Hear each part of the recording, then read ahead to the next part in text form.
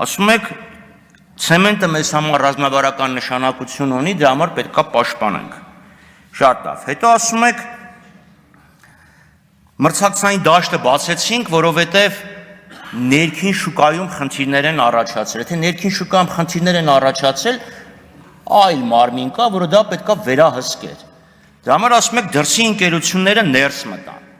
Հիմա փորձենք հասկանանք, որն է ավելի կարևոր։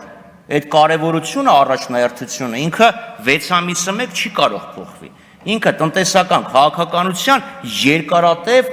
ուղղությունն է, ինքը տնտեսական քաղաքականության ողնաշարն է։ Հետո էլ ասում եք դրսի ընկերությունները սկսեցին գերշահույթ ապահովել։ Այսինքն նշանակում է 2000 դրամը սխալ մոտեցում էր։ Եթե սկսեցին գերշահույթ ապահովել, դուք ձեզ հերքում եք, գնում պետք է ոչ թե 14000, այլ ենթադրենք 7250,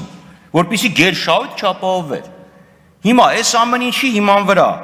8000 դրամը որտեղից է առաջացել։ Պարոն Թունյանն ասում է, դե եթե ոչ 8000 է դեպքում դուք ասեք ինչքան։